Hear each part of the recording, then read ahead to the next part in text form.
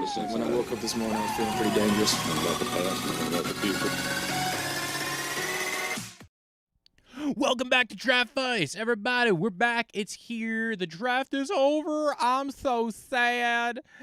But you know what? We got final results. We know what happened, and thus we'll have some time to talk about it, wait for the NFL season, the next few months, just kind of contemplate, mull it over, and then we get to training camp and then the preseason. But yes, welcome back to Draftvice. My name is Walter, and on today's episode, we're just kind of giving a little bit of a recap, right? It might be It might not. It's not gonna be my last live stream for a while, but it probably will be my last one dealing with the draft. Or maybe not. We don't know. There will be plenty of videos and podcasts and shows. I'm gonna be on Face Off with Facemire because I'm always on that show every Thursday, 6 to 7. Check it out. I should start putting the link down in the bio because I can never. I should just do it automatically. Join the Facebook group. That's what I got to start putting is this Facebook group in the bio and all the show notes as well. I'm on that show 6 to 7 o'clock Thursdays, and she wants me to do more shows. You guys should probably reach out to her. Tell her that you want. You should tell me if you want me to do live shows on her thing. Let me know. I know she wants it, and I'd be interested in doing it. I go ahead and check out Dan Harris's show as well. He's done a lot of stuff and helped promote stuff as well. He's got his whole network of shows he's doing. And again, just so many people have been supportive and want to like exchange ideas and stuff like that. Especially, this week I'm going on and off the field. Tomorrow, Tuesday night, gonna be on there. Gonna go ahead and pimp myself out, talk about the draft, right? Still more stuff. Still get to talk about the draft, the reaction part, the favorite part, the react. I hate it. Oh, I love it. Great. I love it too. But yes, I think this is maybe my favorite part is going ahead and looking. My favorite part's over, right? It's like the Christmas day is over, but now we get to play with the toys, right? We get to see what maybe the toys can become. I hate that I'm referring to a bunch of grown adults as toys, but we will digress. On today's episode, I'm just going to go over a couple of different, I'm not going to go in depth, right? What I'm going to do for other future episodes of Draftvice, regarding the draft, right? I'm going to be going over individual teams. I'm going to do each individual team by themselves. Last year I did 2 at a time. This year I'm doing 1 at a time, but they're coming out like multiple in the same day. So you don't have to worry about that. I'm also going to be doing short videos, kind of quick thoughts about each one. They will also be on this YouTube. I know, what? So much stuff on the YouTube, on the Facebook, on the Twitter, on the Instagram, and on the TikToks, right? Because you all got on the TikToker, right? What the kids are telling me these days.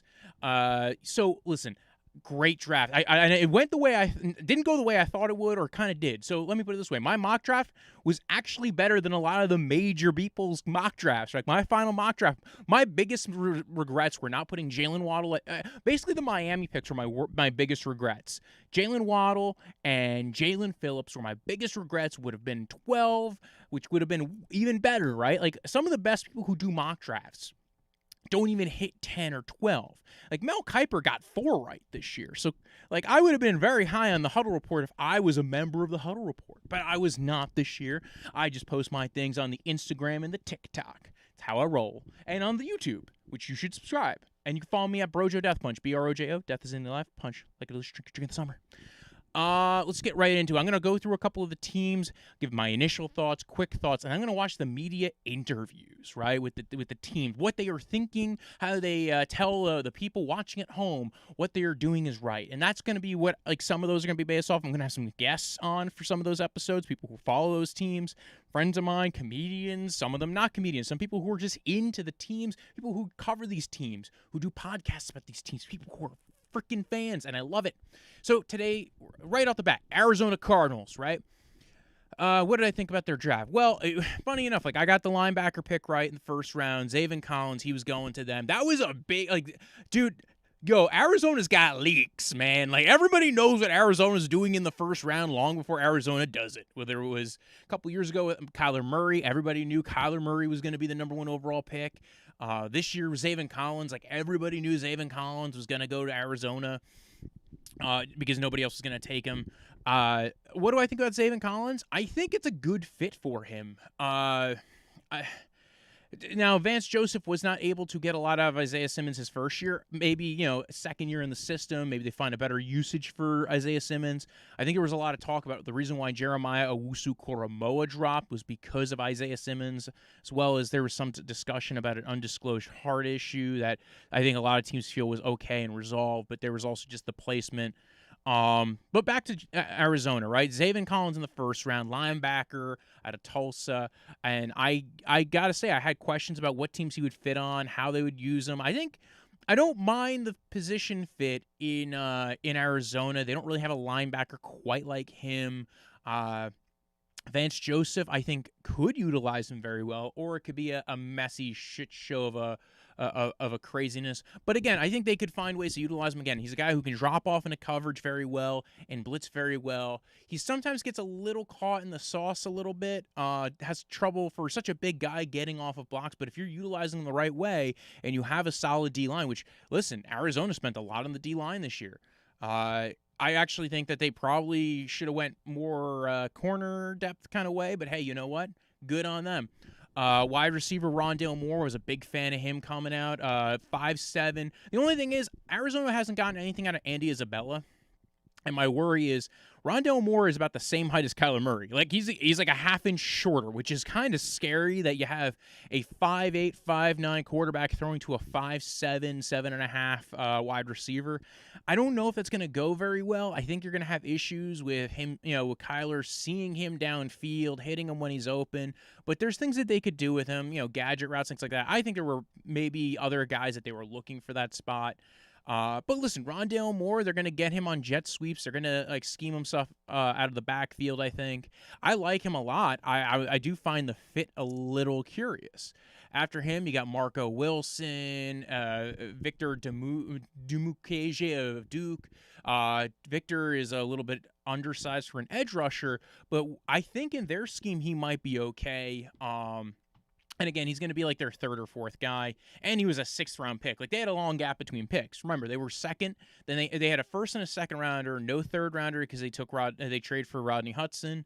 Then they took Marco Wilson out of Florida. Very fast corner. Has a little bit of an in-between the ears thing going on. But if you're playing a lot of man coverage, I actually don't mind that pickup for them. Tay Gowan in the sixth round. Between Marco Wilson and Tay Gowan, I actually kind of like what they've been doing. Okay, we're taking these two dart throws at corner. They drafted safety James Wiggin out of Cincinnati. I kind of liked him as well. I have no real opinion on Michael Manette. I wasn't really he wasn't really high on anybody's boards. I wasn't really paying attention to, but everybody else on this list, I really kind of at least dig it to an extent. I kind of there are things that I don't love about the Arizona Cardinals draft, but I kind of dig it. Again, when I dig more deep into it, get to go deeper into some of these players, get to go ahead and at least check out what the team said about these picks, I will be probably better prepped for a deeper dive as to why they did this, why they felt like they liked these players. Next on the list, Atlanta Falcons. We're going to go alphabetical order a little bit. Try and go as quick as I can because, again, I'm going to go over picks that I liked, picks I didn't care much for. I liked Atlanta's draft for the most part for the day 1 and 2. Kyle Pitts out of Florida. We all were talking about this. We were kind of sold this was going to happen. Every mock draft had this happening. Richie Grant out of UCF. I thought they were going to go corner at 40, and then they took Richie Grant out of UCF, and I'm like, they're going to go for the single high free safety, good coverage guy. I kind of like that. I think, again, he's got a Marcus Williams kind of design to him, very athletic, a little bit older of a prospect, but I kind of like the fit in that for that team. Again, Dean Pease is going down there, going to be the defensive coordinator. I think they can get some usage out of Richie Grant. In the third round, they took Jalen Mayfield out of Michigan. I don't know if they're going to play him at tackle or guard, but at least they now have another guy in the room. They lost Alex Mack to free agency. He went to the 49ers. I think that's kind of a solid pickup. And then they made a bunch of picks on day 3, right? They had 2 4th-rounders, 2 5th-rounders, 3 5th-rounders, and a 6th-rounder, right? So they started throwing darts. They took Darren Hall out of San Diego State. They took Drew Dahlman out of Stanford. Taquan Graham out of Texas, and none of these picks really strictly stick out. I'm sure when I go into the deep dives on these teams, I'll have more to tell you about them. There's not one that was like, I can't believe this was such a faller, right? There's some of them that you go, okay, this is a big one, this is a faller. I am very intrigued to hear a little bit more from the Stanford guy, because I did hear a little bit about him, and I kind of wish I did check him out. Everybody else, we will see what happens. After that, Baltimore Ravens, I think they hit their 2 first picks really well. Rashad Bateman, Odafe Owe out of Penn State. Like the players a lot, right? I dig it. I know a lot of Browns fans were upset that Rashad Bateman went to the Baltimore Ravens. Odafe Owe, also known as Jason Owe, I was a big fan of him. I think he goes to the best place he could have ever went to, a team that really doesn't have doesn't require having a number 1 edge rusher. They like to scheme blitzes up. Again, he's going to be playing in a lot better of a situation than he was in college, right? He now has a better coverage scheme that he's playing for. I like it a lot for Baltimore. They will find ways to get him, one-on-one on some guys. They'll try to utilize his athleticism, maybe put him, again, a little bit wider out to get him to utilize that straight line speed and that lateral quickness that we never really saw in college, the lateral quickness, as much. Ben Cleveland, I really like that pick as well, the guard out of Georgia. Big dude, right? And keep in mind, again, Ravens were another team that they went from 31 to 94 without a pick. They went a long time without a pick, especially for the Ravens. I think they did try and trade back from one of those first rounders. I just don't think they got an offer on one of those. Again, those 2 first rounders are really good. The only thing is, I think they wanted, again, more offensive linemen, right? And I think what happened was the offensive linemen they wanted to take at 27 and 31 were not there. I think there was a lot of talk about Alex Leatherwood. I saw somebody mention that, somebody who I really respect mention Alex Leatherwood potentially. If he had gotten to that spot, they would have absolutely taken him to be either a tackle or a guard prospect for them, to play right tackle or right guard. I think that would have been great for them. At this stage, what they got in this draft, again, their wide receivers were great. Rashad Bateman, Tylan Wallace, those are really good pickups. Took Shaun Wade out of the 5th round. If they stick him in the slot and they get him back to what he was doing at Ohio State when he was playing a lot of slot coverage, he could be a steal. If they get to recuperate what he was a year ago in college compared to what he was now, where they stuck him on the outside and he was getting beat all the time. Well, yeah, maybe he wasn't an outside corner. He had a really bad 2020. Some of it was, I think, a little bit of confidence. So, again, they took 2 corners in this draft class. They took 2 edges. Ben Mason, a fullback, tight end kind of guy. I like what they did so far. I really like what the Baltimore Ravens did, not as a Browns fan, unfortunately, but just as an objective observer. I think what they did was very smart. So, again, good job on them. I dig it. As far as an objective observer goes, as a Browns fan, the one side I do like is they really didn't address offensive line really hard, right? There's talks about them possibly signing Alejandro Villanueva in free agency to be the right tackle and potentially left tackle if Ryan Stanley doesn't come back fully healthy. Listen, as a Browns fan, that actually kind of still excites me a little bit. Do I think Ben Cleveland will be fine? Yes, I think he'll be an okay guard. He's not going to be Marshall Yanda. Again, I think if there was the right offensive lineman there at 27 or 31, they would have taken him. There's been a lot of talk about getting, Lamar Jackson better receivers. I think that was a smart move on their end. So keep in mind, I do think that, again, and getting another better slot corner, if they could recuperate what Shaun Wade could have been, not a bad move on their end. Buffalo Bills. I just made friends with the Buffalo Bills guy on Twitter. We both were happy. Our teams have a lot of debates, right? His team, they debate about Tremaine Edmonds. My team, we debate about Jarvis Landry. We just gave each other high fives on the internet. I'm like, talking about those 2 players like talking politics on the internet. Glad to hear there's multiple teams that do it. I think it's a sign that your team is doing well, though, because if you're complaining about one specific player and there's such a debate about him, and there's not multiple players you're complaining about, and it's not the GM you're complaining about, it means that your team people like your GM. People who cover the team like the GM. Buffalo, they took Gregory Rousseau and Carlos Basham. I love those guys for Buffalo. Both guys are very good-sized defensive ends, can kind of kick in and play on the outside as well. Very versatile pieces. Gregory Rousseau, I mentioned I was worried about his athleticism coming out, more along the lines of how his usage of it when he would maybe go to the next level. Remember, he played at 245 the last time we saw him, and now he's at 267. He tested okay, but he didn't test amazing. So they took him in the first round. They followed that up with a Carlos Basham pick. If you had swapped those 2 picks, I would have been like, fuck yeah, do it. If you take them where they are, fuck yeah, do it. I dig it, man. I dig those 2 picks. They took Spencer Brown out of Northern Iowa in the 3rd round. Very athletic tackle. They did extend Darrell Williams. They do have Dion Dawkins. But again, now you have a guy who could be your swing tackle, who's going to be a developmental guy, who, again, is just extremely athletic. I think his RAS score was ridiculous. So very good on him. Very good on them. They get 2 offensive tackles. In the 5th round, they took Tommy Doyle out of Miami. They took Marquise Stevenson out of Houston. Again, I think what they did here with the day 3 picks, there's not one that, like, Marquise Stevenson, I kind of don't mind, actually. 6th round, good pickup, tall guy, actually could run. So I think they might get some real usage out of him. I had a couple of notes on him. I think if you check the wide receiver episode, I talked about him a little bit. I think that might be a solid pickup for them.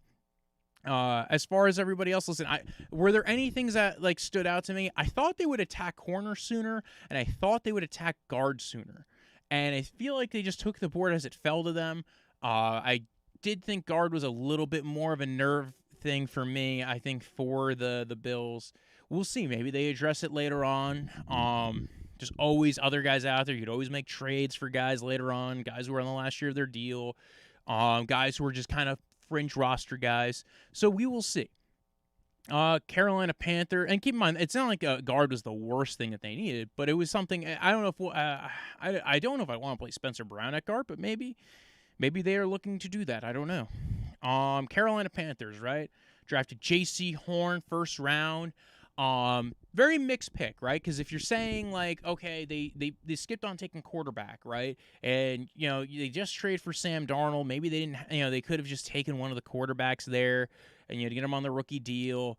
I get that. I get the argument for that. If I'm just addressing the player, great player, and if they had a quarterback in the future, you say great pick at number 8. So I don't mind that. I guess they're going to be playing a lot more press man coverage because that's what you want to do if you have J.C. Horn on your team. But my question to that is, are you that sold on Sam Darnold right now that when Justin Fields fell to you at 8 or Mac Jones fell to you at 8, you could not take them? I get a little nervous with that. Now I love what they did later on. They traded down a bunch, accumulated picks. They had they were able to move up into the 3rd round and then trade back with the swap with the Browns. They traded twice. They traded with the Chicago Bears, got an extra 3rd rounder, and then they traded back with the Browns in the 2nd round again. With their second trade back with the Browns, and that was a pick swap with a 4th round pick and a 3rd round pick. And I think their haul from, even if you look at the total haul of the team, they added a lot of talent, right? J.C. Horn, Terrence Marshall, Brady Christensen, Tommy Tremble. I thought they were going to go offensive tackle sooner. And I guess they just felt like, okay, well, we'll go whatever's the best player on the board for us the first couple of picks. J.C. Horn, like I said, great press man corner. Terrence Marshall, I think, slipped because of the knee injury, the opt-out mid-year. His not great tape from 2020 compared to 2019, but he tested really well. He's got familiarity with the coaching staff from when he was in college. So, listen, that could end up being a steal for them. And again, you are surrounding now your quarterback, Sam Darnold, with all ye can to make him better. They take Tommy Tremble in the 3rd round as well, tight end out of Notre Dame. Tested off the charts, kind of. We were talking a lot about Brevin Jordan potentially being the Jonnu Smith or like the hidden gem in this class, and then he tested off the charts, and I think teams saw that and they said, you know what? He was good at blocking when he was at Notre Dame, and we think he could catch. We saw some usage of it. We didn't see a lot of it. Maybe we can go ahead and turn this guy into a real weapon like a George Kittle. So Tommy Tremble, Brady Christensen, older prospect, and again, if they could stick him at guard, they could play him at tackle.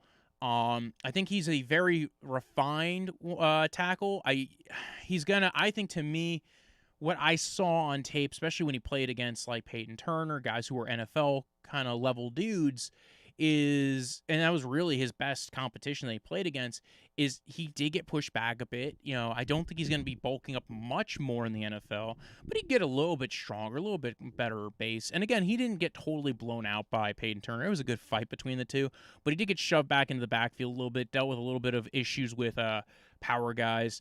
Chuba Hubbard in the 4th round. This is a guy, a lot of people were big on last year. And then, he didn't come out. He comes out this year, had a little bit less of a good year. 4th rounder, running back. He's going to be the backup to Christian McCaffrey, so you're not really worrying about using him right away. I think that was a very solid pickup. You saw McCaffrey last year get injured. Davion Nixon out of Iowa. Again, another one a lot of people probably already heard his name before. I like that pickup very well. More of a 3-tech kind of defensive lineman. You already have a bunch of big dudes on that D-line. Now you get a guy who can maybe, I know a lot of people weren't, a very mixed guy. People were talking about it as like a 2nd-round pick, like potentially even the best D-tackle in this draft class.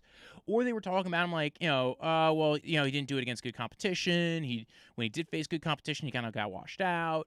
So there's a very mixed opinions on Davion Nixon. Some people absolutely loved him, wanted him as like a day 2 pick, absolutely. Even potentially, I think there were people talking about him as a fringe 1st rounder. I think that was a little rich. But again, getting him in the 5th round, another D lineman to get into that room. Again, they're doing the trade back, accumulate picks, get as many guys in the room as you can, and see what you got in camp. That's a smart way of dealing with that stuff. Keith Taylor out of Wisconsin, Deontay Brown out of Alabama, I kind of dig as well. I think, again, you're getting a big guard there. So now you're getting a lot of competition on the O-line room. Again, you get a tackle who could maybe play guard in Brady Christensen. They signed Cam Irving, Pat Elflein, Deontay Brown. They take Shi Smith out of South Carolina. He had a big Senior Bowl, more of a slot receiver kind of guy. I like that pickup too. Again, like if you're taking him in the 6th round, Shi Smith had a very good Senior Bowl. In fact, I think they coached him at the Senior Bowl, if I remember correctly. So now you're getting a guy in there who, they don't really have a slot receiver anymore. No Curtis Samuel. Everybody else they have really has played on the outside typically, or when they play well, they played on the outside. Robbie Anderson, Terrence Marshall, DJ Moore, I think you could put in the slot and you'd be getting him a lot easier reps. Now you get another guy who, if you didn't want to have DJ Moore in the slot, you could stick Shi Smith in the slot. I think that's kind of a good move. Overall, love the Panthers draft class. I think that was one of my favorites. They just kept on adding talent to their room. Again, you can make the argument they should have went a quarterback, whatever. We will see, what they get out of Sam Darnold. Chicago Bears, Justin Fields. I think that was a brilliant move. It was such a nice move to see them do that. I dug it. I think that was such a oh my God, the trade up for Justin Fields. Then they take Tevin Jenkins in a trade up in the 2nd round. I heard a little bit debate like, and we'll talk about the Jets trade up later on, and I'll be doing even like more videos in depth on that. But the trade up in the 2nd round to get Tevin Jenkins, they traded up in the 1st round to get Justin Fields. Loved the Justin Fields trade up. Like, listen, you know what? You needed a QB. You needed a shot on QB. And Justin Fields gives you that shot. He has that ability to be that next level quarterback. If you use him correctly, I think his floor is Colin Kaepernick or Tyrod Taylor. I think that's his floor to some degree. Now, he also was not, I'll say this, from what I saw from Justin Fields and from what also I think some of the commentary on Justin Fields, as far as what I heard, was compared to Trey Lance, is when he did, like, his athleticism wasn't utilized as much as Trey Lance, right? Like, he actually almost broke the pocket less, but almost to like a bad degree. Like, he could have maybe broke it more for, I think some coaches were saying that. So it's kind of weird how the Justin Fields discourse went over the year. I do think a lot of people who are not in rooms and who aren't part of major media really liked Justin Fields. So him going at 11 to the Bears, we did the live show, and I said I think Justin Fields is going to be the rookie who will have the best year next year. And by the way, he had not gotten picked yet. I said we were doing okay out of the top three guys that went, right? It was Trey Lance, Trevor Lawrence, Zach Wilson, and they were like, well, who do you think's going to have the best rookie year? And I said, well, Justin Fields, because we don't know where he's going yet. And I think if he's got to play right away, he's the one of these guys that's going to overcome a bad situation. He's got a bad situation in Chicago a bit. Not a bad, but kind of bad, right? They actually just released Charles Leno, who not the comedian, the guy who was, although maybe this tackle moves on to have his own late night show They already got rid of Bobby Massey earlier in the offseason. I thought Tevin Jenkins was going to compete with Jermaine Ifedi for right tackle. It now sounds like Tevin Jenkins is going to play left tackle for them if they got rid of Charles Leno. That'll save them $9 million. I think that means they're keeping Anthony Miller.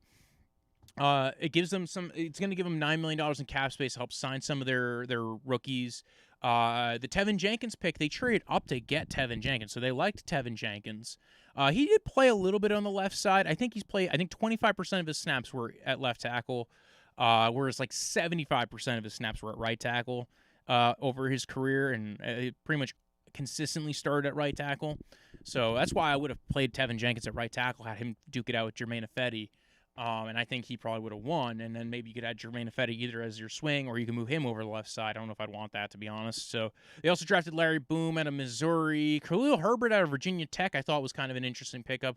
They basically had a round 1 pick and a round 2 pick. They traded their third rounder to the Panthers we just talked about to make sure they got Tevin Jenkins. And then every other pick was like round 5 or later. There was all 6th or 7th rounders. So overall, still like the Bears draft class because they still got themselves a quarterback, right? They got themselves a quarterback. They got themselves a tackle. So I think that was a good move. They have enough pieces on that roster. I think they'll be fine. Thomas Graham Jr., I think, was a steal a little bit later on. Curious Tonga out of BYU. Those guys I really like. Daz Newsome, a guy who looked like he played faster than he tested. So I don't know. That might be another wide receiver that they look at. I know a lot of people weren't as big fans of Daz Newsome. I kind of liked him on tape, and then you look at the testing, you look what he did. I'm like, why? I thought this guy was a little bit faster. I don't know, maybe it's the name. Daz just sounds fast. Cincinnati Bengals, right? The big debate. Will they go Penny Sewell, Jamar Chase, Kyle Pitts at 5? Well, they didn't have Pitts on the board.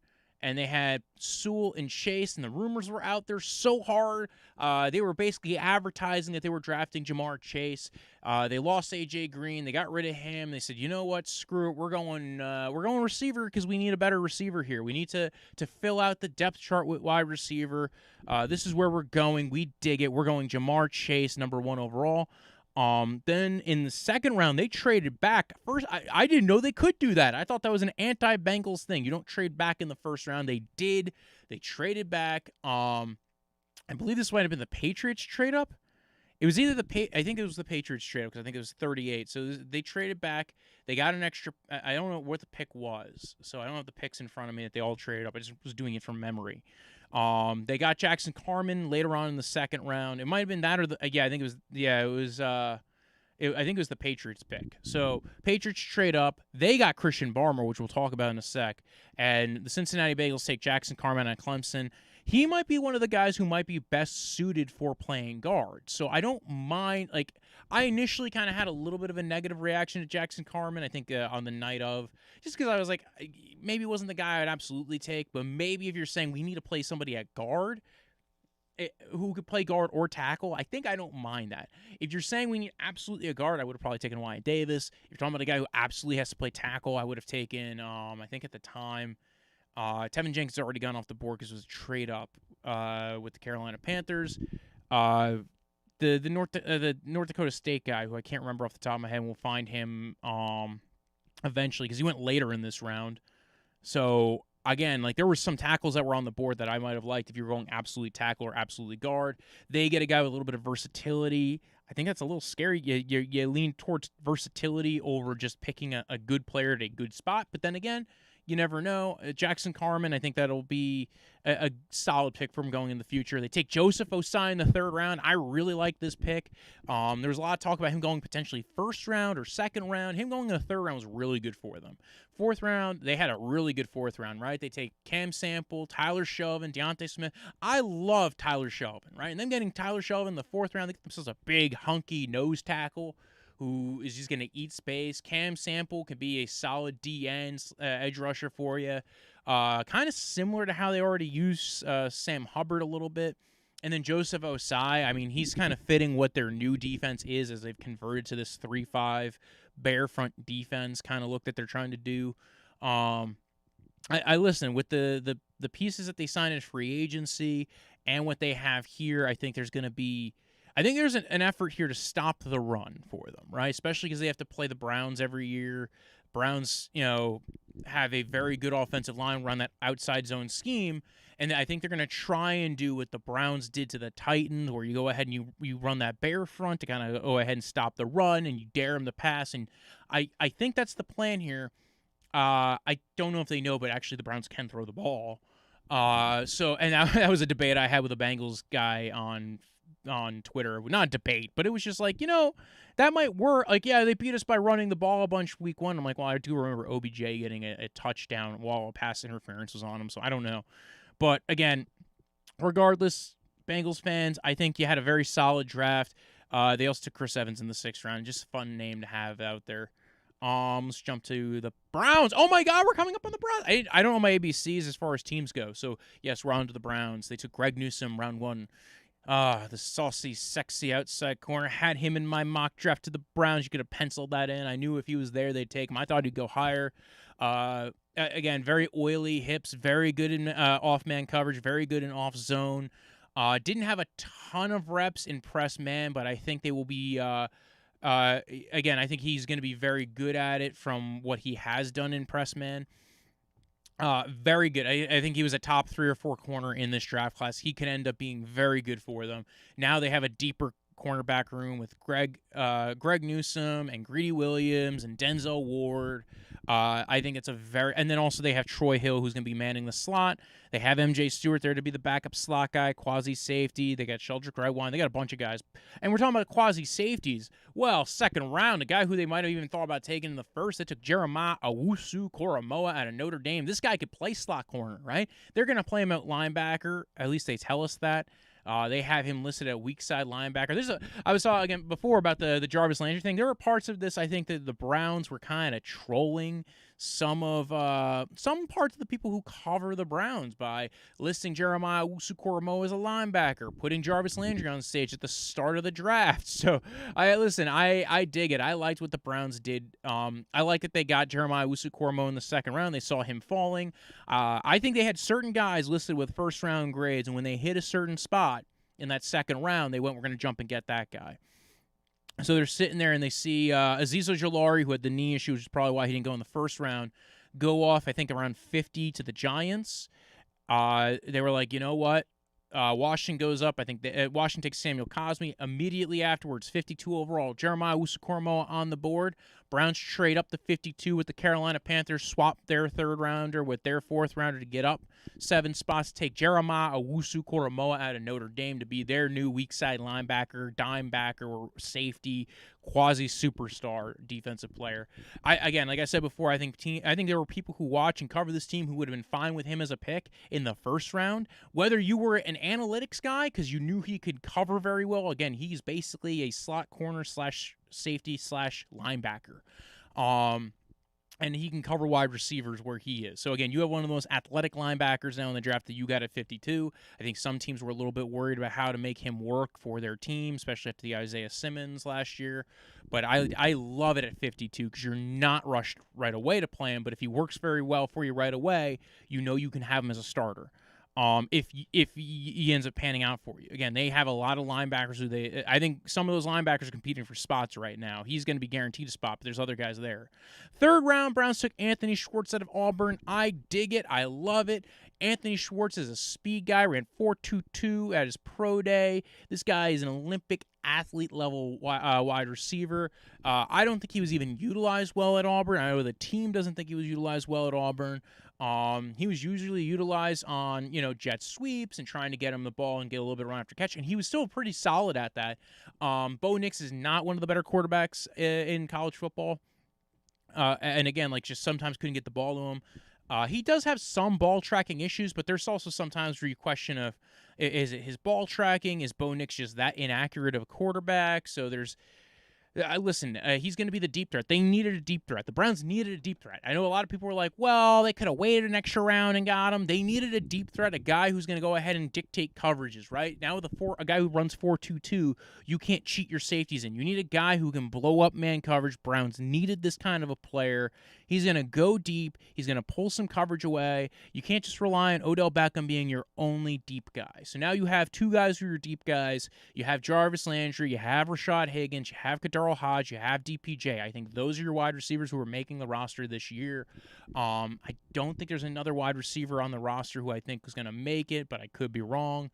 JoJo Natson, I think, is in camp to compete. I think he might have been competing for, as a returner.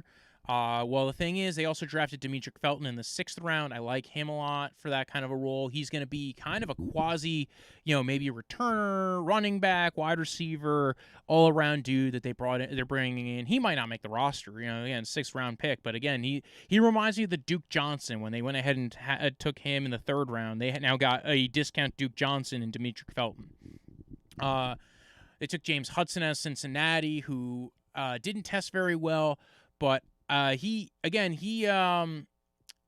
they're going off of what they know from the offensive line coach, Bill Callahan. He's saying I like his movement skills, and he does have very good movement skills for a tackle. And I think sometimes people overrate the RAS and all that stuff for offensive linemen. You're taking this guy in the 4th round. If you see him being a potential swing tackle, developmental tackler, guard for the future, then I think it's a fine move. And then again, you could see what he turns into. Like I said before, I don't know if Sam Hubbard plays this year. I know the team has said that they are comfortable. They think he will be ready for the start of the season. Listen, they're not going to tell you if he's got injury concerns, if he's not showing up. They're not telling us. So James Hudson, good pick for maybe potential developmental swing tackle. Keep in mind Jack Conklin's coming up to the end of his contract in a couple of years. Tommy Togiai at round 4, Ohio State. I like him a lot. 290-pound D tackle. They just got rid of Sheldon Richardson. They released him. He got $12 million of cap space from doing that.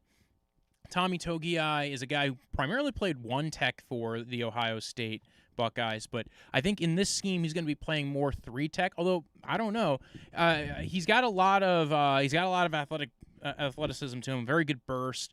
Doesn't have a lot of pass rush moves. I think that's the more developmental side to him. I like him a lot. I think he's going to be on the roster. I think him and Jordan Elliott are going to be on the roster next year. So again, you get these guys who already played the run pretty well at a smaller size. I think they're okay with that. Because they're quick and they're able to go ahead and shoot gaps. And I think they're looking for that for some of their D tackles.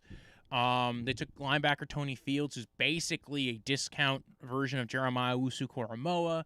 They took Richard LeCount, who tested horribly, but he was coming off of a motorcycle accident or a dirt bike accident, and that's why he couldn't even play half the season. So they take him. He tested horribly, but they said his GPS tracker tracked him pretty well, and that he actually was in the 90th percentile for the GPS tracker. So maybe when he's back to full health, they will feel more comfortable with him. Dear God, I like the Browns draft a lot. I think they went a lot of coverage guys, and I think they did very well. Dallas Cowboys up on the clock. Linebacker Micah Parsons. They took him 1st round for trading back with the Eagles. Got an extra 3rd rounder out of it. I like that pickup a lot. Then they went ahead and drafted Kelvin Joe. And here's the thing. I get the questions. He's a linebacker. There's the off the field. They clearly don't care about off the field. We will look through some of their draft guys, and it's wow, there's a lot of off the field questions. I'm shocked they didn't take Rashad Weaver. We'll talk about him a little bit later. Micah Parsons, Penn State linebacker, very good blitz backer. I think I do remember already hearing quotes from Dan Quinn saying they plan to blitz a lot more and they want to use him in a lot more pressure situations. Kelvin Joseph out of Kentucky, again, guy who has a little bit of the off the field question marks. But I think they were okay with it because, again, I think a lot of his stuff might have been just failed drug. I think it was a failed drug test at LSU, so maybe some teams feel a little bit more comfortable with that. Dallas was not as worried, I think, with his off the field. Osa Odigizua, very versatile D lineman, can kind of play D end or 3 tech for you. Chauncey Golston out of Iowa, I think that was again another floor guy, edge rusher. Then they take Nashon Wright out of Oregon State. I don't know much about him, to be honest. Jabril Cox, I think a lot of people felt was very good for them. Coverage linebacker guy who was very good in coverage. Maybe not the best, stop the run linebacker, but again, very good coverage linebacker. Sounds like the years of Jalen Smith and Leighton Vander Esch are coming to the end. Leighton Vander Esch, I don't think got his 5th-year option picked up. Jalen Smith has a very expensive contract that they did not need to give him, but they gave him anyway. and they extended him, and now it's kind of biting him in the butt. So they might release him this year. They might wait till next year. But I think Jalen Smith is not a guy who they're going to have for the long term unless he develops better this year, if they even have him still on the roster. Go to the next team. Denver Broncos. They took Patrick Surtain, Javonte Williams. Loved Patrick Surtain. Again, this is another one like the Carolina Panthers where you question, like, hey, you guys could have taken a quarterback here. And I think I'm even less sold on, their quarterback situation. Again, they trade for Teddy Bridgewater. They have Drew Lock. They clearly like Drew Lock, at least as a developmental guy. Those guys will compete in camp. But, I mean, you had the shot to take Justin Fields or Mac Jones. Both guys who, again, if you at least bring them in, you now took another shot on quarterback. You're seeing what those guys can be going into the future. I get the argument of, listen, we want to see what this guy has. We're not going to get him all snaps in camp. But I just, Denver, again, if you look at a guy like Justin Fields, and I think there's a lot of talk they maybe would have taken Trey Lance if he was there. Justin Fields was a pretty accurate quarterback. I think he's going to be a lot more accurate than Drew Lock in the NFL. At least it's my belief. I think maybe his issues are there's some processing stuff, but I think there's some ways to scheme around that and sometimes speed up. Your brain can catch up to you. We saw that with Deshaun Watson. Deshaun Watson eventually did catch up to the NFL. And even when he was behind, he did very well. Like, again, now I think maybe the difference between Fields and Watson is Watson did know how to use his athleticism a little bit better. So I still think this is a great pick. I still think they could have maybe used Fields. They still take Patrick Surtain. There's a lot of debate in my head about what corner they would maybe take if they were going to take a corner at 9. Surtain, very good corner.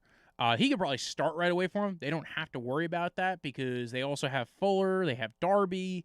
Maybe next year maybe they'll extend Fuller if they like Surtain and Fuller, and then they'll trade away Darby next year. Maybe get a pick in return for that. If teams are looking for maybe like a cheaper like $10 million a year corner, or where they eat even some of the salary cap. Javonte Williams they traded up to get. I think because he was the third of the top 3 running backs. I wasn't a huge fan of that. I don't know what they spent to trade up for Javonte Williams. I know there were some people who really like Javonte Williams. He's somewhere, he was always in everybody's top 3, and some people had him as their number 1 running back. Kind of reminds me of Kareem Hunt. Very good contact balance. So again, I like him a lot. I don't know if he has the reception ability of Kareem Hunt, but he has all the other stuff. So again, round 2, I don't mind it as much for a running back. I think it's a fine spot to take a running back, so I'm not anti-Javonte Williams at the top of round 2. I'm a little bit more skeptical of them trading up for him, but it's not the worst thing in the world. They take Quinn Miners out of Wisconsin Whitewater in the 3rd round. Love that pick. Guy had a big Senior Bowl. There was a lot of talk about him going in the 2nd round. I just didn't see that. I think if the Browns didn't trade up for Jeremiah Owusu-Koramoah, they would have pegged him for their 2nd, 3rd round pick. Since he went at 98, they didn't get him because I think they knew they had to take wide receiver before they addressed the offensive line issue. Very good player. Notice I'm going to say, I'm keeping on referencing the Browns at certain points just because there are crossovers on a lot of it. But they overall had a great draft outside of the quarterback question mark, right? Because, again, Baron Browning, he's a guy who could be a quasi-edge rusher, blitzing backer for you. Again, there might be a little bit of talk about him maybe being like their 3rd edge rusher or their blitzer on 3rd downs. Jamar Johnson, there was a lot of talk he should have been maybe taken in the first 2 rounds. Again, I think he had a little bit less tape, and again, his athleticism was not great as far as his testing goes. But I think he's, again, going to be a very good, solid, single high free safety if you wanted to use him that way. Very good between the ears, it seems like. Very much nose coverage. So I dig Jamar Johnson. Seth Williams out of Auburn, that's another guy to add to the wide receiver room. If they let go of Tim Patrick, if they get rid of Deshaun Hamilton, I think those are possibilities. Kari Vincent, Jonathan Cooper, late round edge rusher kind of guy. I kind of dig him as a guy who maybe you develop and see what he is. I know there's a lot of talk about him moving to linebacker, but at that late stage, he could be probably a good outside linebacker. A little bit of a size question mark with him, but overall, I think the Broncos had a very good draft if you ignore the fact they probably need quarterback. Detroit Lions, right? Spent a lot of time in the Denver Broncos. Ricky's going to love it or hate me. Broncos, they took Penny Sewell, Levi Wuzariki, Lynn McNeil. Love all those guys. Ifeatu Melifonwu, Amon-Ra St. Brown, I love all their top 5 picks. I like all of them. I really like all of them. I like Levi Wuzariki, 290 pounds, could really beat up a guy when he's singled up on somebody. Lynn McNeil, they've already said, it's probably going to be their starting nose tackle. He's going to be replacing their nose tackle from last year, who was actually, again, a former Brown D-tackle, Sheldon. So, again, Penny Sewell going to probably be the right tackle for them, come in and compete. Maybe they kick him in the guard, but I think better off kick him the right tackle, move Halipui Tui Wada Vaitai into the left, into right guard, where I think actually he could probably be very good at. Ifeatu Melifonwu, man, he could have went higher than this, and I think I would have been happy with it. So again, Ifeatu Melifonwu, outside corner. Now you add to that corner room more. I like it a lot. That's a corner room with a lot of size to it too. A lot of good movement skills. I like it. I like the expense of the corners here. Amon-Ra St. Brown, I dig him a lot too. Again, a good slot corner guy. I just dig it. I like the Detroit draft a lot too. Green Bay Packers. They took Eric Stokes in the first round.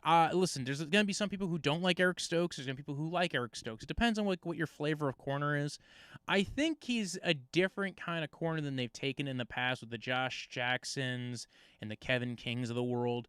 He's a different kind of cat. Now, he played a lot of press man corner in Georgia. He showed very good ball awareness in zone too, so I don't think he's totally out on either scheme. You know, if you're a team that plays a lot more man or a lot more zone, I don't think that's an issue for you. I actually do think he has the lateral quickness to deal with wide receivers that are, but I do understand it's maybe his weakness, right? Like if he's dealing with a guy who is again an Odell Beckham, Stephon Diggs, he's going to have problems because those guys can go ahead and run an in-breaking route really easily. Those kind of guys he's going to have problems with. I get it. He's going to have guys who can break on a dime, who can cut on a dime, beat him on in-breaking routes or out-breaking routes quite a bit. But he's going to be good at making sure guys don't beat you over the top, kind of like a Trey Waynes. You can kind of scheme around that. If you know your guy can't do well, you can at least work around it if you have the right defensive coordinator. It was a little shock that they went that route, but still fine. Took Josh Myers from Ohio State, Amari Rodgers. So again, they addressed the offensive line a little bit. I think Josh Myers is going to be their center for the future. I think they'll move Jenkins out to right tackle. Dig that move. Totally fine with that. Or if they're a little bit, and then again, if they have to play Turner at left tackle until Bakhtiari comes back from his injury, I think I'm fine with that. Amari Rodgers out of Clemson. You finally spend a top 100 pick on a wide receiver. I like Amari Rodgers. Kind of got a Randall Cobb vibe to him already. So, again, there's a lot of talk. Maybe they get rid of, maybe Aaron Rodgers is out the door. He wants to leave. He wants to be on a new team. Listen, we'll find out more as the world develops. I'm not going to be playing these stupid games of will he or won't he, or is it Aaron Rodgers being a drama queen, or are the Packers got to screw it up their time in the window? No, I'm not doing this. Not doing it, not fighting it over. I think Aaron Rodgers is I don't know. I listen, I don't know. I don't know the real conversations. We're hearing leaks left and right. I just don't know if I buy it. I know a lot of people go like, well, you haven't heard him deny it. And it's like, well, we've heard people who know him deny it. So anyway, let's move on. Houston Texans did not have a pick until the third round. They take Davis Mills, Nico Collins, Brevin Jordan. Kind of don't mind any of these picks. I think Davis Mills only played 11 games this year. Probably should have went back to college and, did another year in college. And again, but he ran a very pro-style system. There's a reason why people like Stanford quarterbacks a lot. So I like Davis Mills. I think, again, if he probably would have been a, first or second round pick next year. This year he's a third round pick, goes to the Texans. I think he is, of the 3 day 2 pick quarterbacks, the one that I think has the highest ceiling, the one who I think maybe could develop and be a different kind of cat. But you just don't know enough about it. He's got a good arm. He's got a very quick release. He's very comfortable under center. So I do think teams we're gonna like him. I did always think that. So, and I did think he was like the day 2 quarterback. It's weird because we had 3 quarterbacks go in a row where it started out with Trask, then Kellen Mond, and then Davis Mills. Trask went to the Tampa Bay Buccaneers and Mills went to the Vikings. I think not Mills. Mond went to the Vikings. Mills went to the Texans. Nico Collins, a very solid receiver from the get out of Michigan, and Brevin Jordan again dropped because of the athleticism concerns. So, I love how they don't. I don't know. Now next year, if they fail, they're not tied to Mills. But again, it gives them a shot on quarterback, especially if they don't think Deshaun Watson's coming back. Indianapolis Colts, they took Kwity Paye in the first round. They did a very similar thing to the Bills, right? They took Kwity Paye in the first round, Dayo Odeyingbo from Vanderbilt in the second round. He tore his Achilles in the offseason, so he's probably not even playing for him next year. He's going to be probably a redshirt year edge rusher for him. But again, they're trying to address the edge situation there. Kwity Paye, I think, perfectly fits for their defense. I was sad that he didn't make it down to 25 or 26. But again, I think very good player for them. They, other than those two guys, though, I really am not overly excited about anybody else that they took. So we'll move on. Jacksonville took Trevor Lawrence in the first round. Then they took Travis Etienne. Both Clemson guys, they reunite. There was a lot of talk that they really wanted a guy who had explosiveness. I already heard a little bit about how Urban Meyer was really hoping Kadarius Toney would be there for them at 25, so they could take him to be maybe another. I mean, they already have Laviska Shenault, who I think is actually the better version of Kadarius Toney, but okay. But then they took Travis Etienne, running back in the first round. They wanted that explosive playmaker as a running back. I'm not a huge fan of that move. But if you are taking a running back in the first round, getting guys who are explosive, not a bad move. I think they were a little worried the Bills were going to take Etienne. I don't think they ever actually were going to do it. I think they were more likely to attack, edge rusher or guard. So, again, Jacksonville takes Etienne. Then they take Tyson Campbell at the top of the second round. I kind of dig that move. Again, this is, you're building up your cornerback depth. You're seeing what he can be. So I actually kind of like the Tyson Campbell pick. He tested like how people he tested in a way that makes you think like he's also got a very Trey Waynes quality to him, but he didn't play like it. Like he played like he could handle guys who had lateral quickness a little bit better than his teammate Eric Stokes, who went to the Packers and went 4 picks earlier. I do like, again, now they have a couple of different guys in that room. Again, they have Shaquille Griffin, they have CJ Henderson, Anderson. Again, they have they have a good corner room. They've built up depth. Then they take Walker Little in the second round. We haven't seen Walker Little play in 2 years, so I think I think people who are high on Walker Little probably dig it. I don't know how over the top I am on Walker Little, but again, that it wasn't the worst player they could take at 45. I think there were other guys I maybe would have taken there who have less injury concerns or just even less, lack of tape concerns, for example.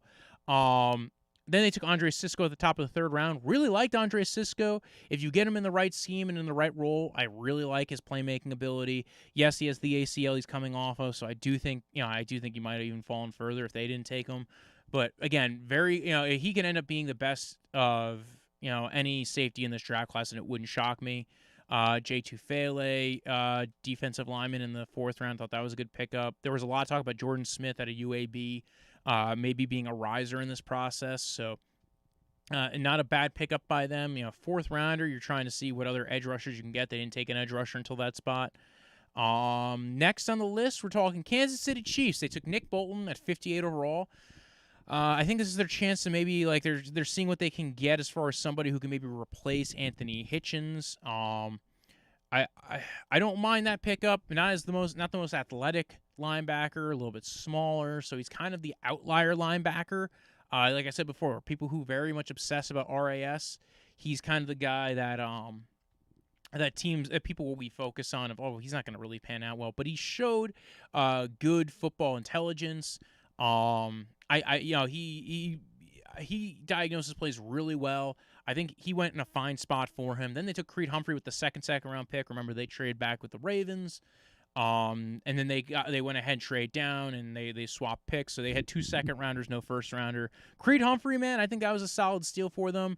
I think there's definitely a lot more likelihood of them running a lot more power given the guys who they now have on the roster with Orlando Brown, Thuney, Creed Humphrey. And actually, they already did run a lot of gap and they already ran a lot of power scheme concepts. So I really like it. I think that they're going to be fine. Overall, I think Kansas City Chiefs, they really attacked the offensive line situation, right? They brought back Remmers. They signed Long. They even draft Trey Smith in this draft in the 6th round, a guy who had some question marks with the blood clotting. I'm shocked he fell to the 6th, though. Like, at that point, why is not everybody trying to take a shot on this guy in the 6th? Because, again, he's not, like, it's not the worst situation in the world. If he doesn't work out, you release him. I don't get that. They took Noah Gray out of Duke. I think that'll be an interesting one. Again, it's more of a developmental tight end guy who will be, you're buying into maybe he could be an athletic build-up kind of guy. I think he's got a toolsy aspect to him. So Raiders are on the clock, and they took Alex Leatherwood. I think a lot of people were a little bit more all over the place with this pick. I don't mind the pick. It's still a little bit out of left field because he's not where I would have rated my tackles or my guards. But Leatherwood was fine. He was a fine pick. It was probably like people say, like, oh, they take these guys a little bit higher. I don't mind Leatherwood. I think Leatherwood probably would have went 10 picks later, so I don't think it's like that much of a ridiculousness that they took Leatherwood. I don't think it's a situation where you say, they could have traded back or whatever. So I don't mind it. I think Leatherwood was fine. I think he'll be a solid tackle or guard for them. So I really don't mind it. He's got very good athleticism. Again, it's very similar to the Colton Miller pick when they took Colton Miller a few years ago. He's panned out pretty well for them. I don't mind it at all. Like I said, I think they probably could have went another interior offensive lineman sooner. Instead, they went safety Trevon Moehrig out of TCU.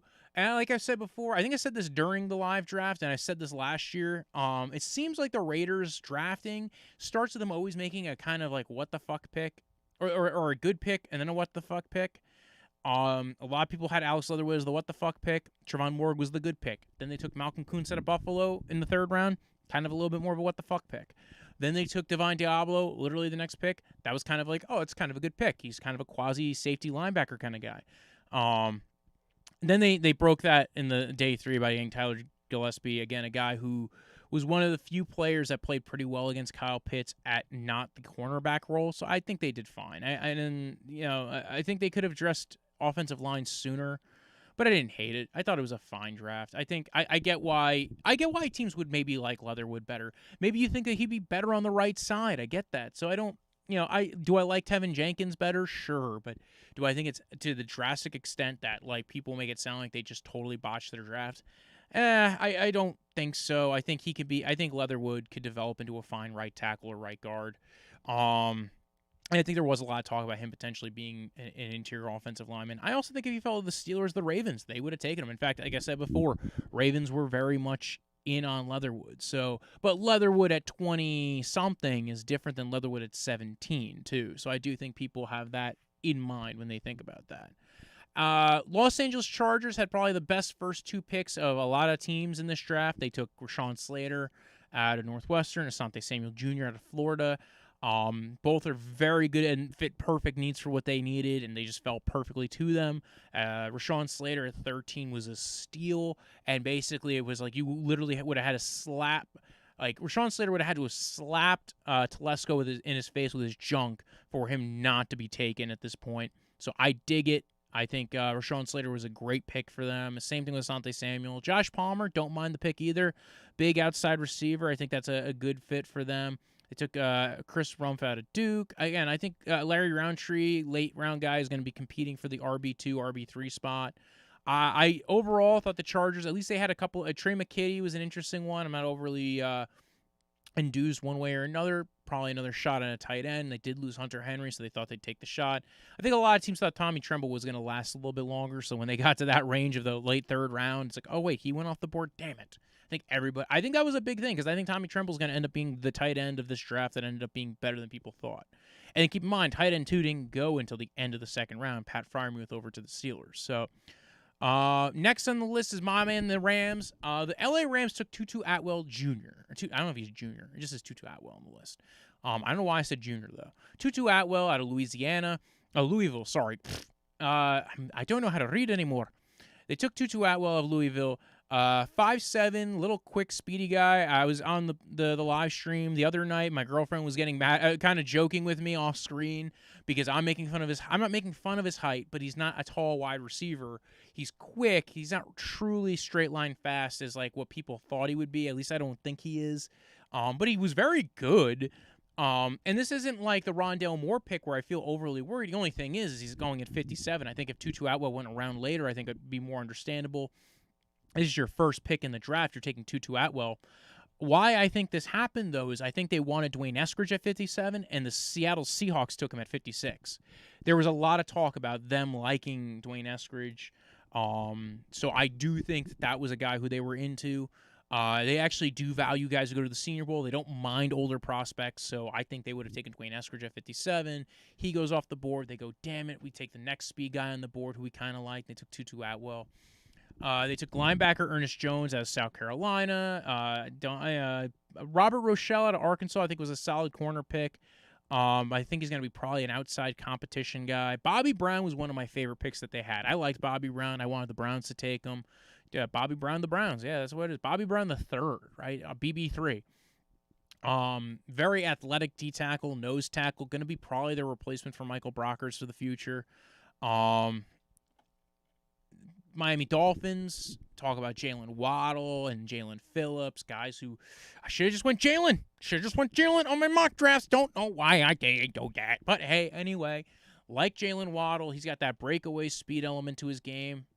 Does not shock me that he went ahead of Devontae Smith. Plays bigger than he is. Get a good downfield catcher of the ball. And then, again, you can give him the ball in the short area, and he's going to go ahead and break one away. Really like him a lot. In general. Jalen Phillips, I said before, I said this on the mock draft Mondays multiple times, that I thought Jalen Phillips was absolutely possible to go like to Miami because they had 4 picks in like I think the top 50 or 3 picks in the top 50 and 1 right outside the top 50. So I thought they were absolutely likely to get him even in the first round because I just think that they liked him. I didn't even think that they liked him. I thought they were the team that could take that risk on him. And it wouldn't hurt them as much. And I think they saw that same thing. They agreed. They take Javon Holland out of Oregon, a guy who I am not as high on as many others were. Again, very athletic slot corner, safety hybrid. I don't know which position like I said before, I think I would try him at outside corner. But in the meantime, they'll probably put him at slot corner and try to cross-train him at safety, kind of be like an Eric Rowe kind of guy like they already have on the roster, Bobby McCain.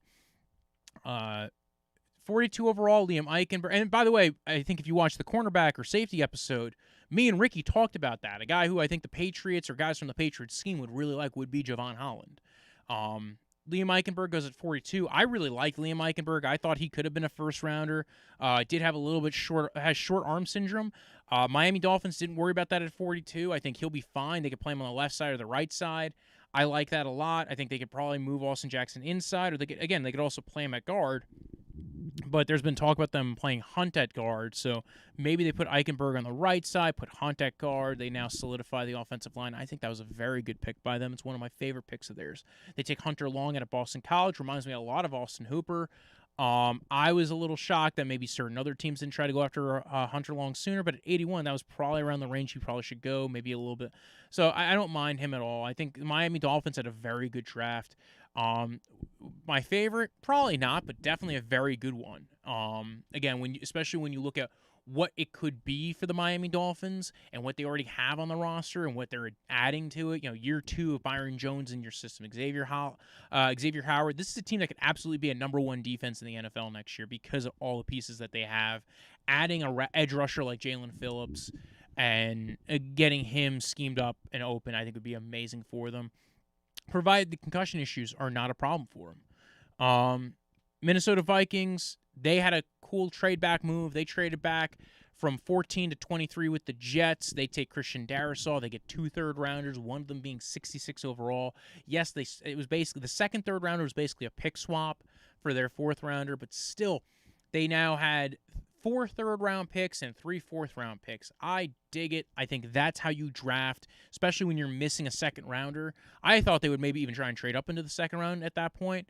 Darisaw was their first-round pick after the trade down. I think they would have taken him at 14. With the caveat of I think they would have taken Kwity Paye at 14. I think they just missed out on him. I think the Colts took him like 2 picks before this. I think they thought they could probably get Kwity Paye a little bit later. They almost did. So they get Christian Darisaw, again, a guy who they probably had similarly rated to be their tackle, potentially left tackle. I kind of like what they did as far as the offensive line situation, right?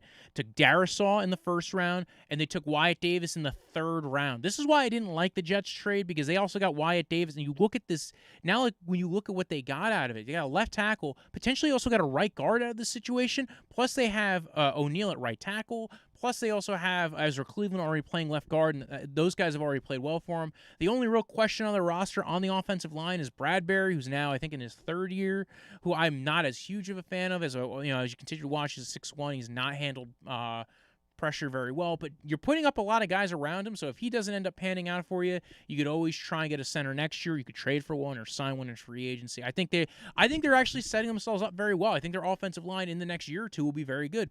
66 overall, they took Kellen Mond. I mentioned this earlier. The Kellen Mond pick is interesting. I think a lot of people are like, oh, well, what's Kirk Cousins got to say about it? Like, I don't care. He's a third-round pick. He's a third-round quarterback.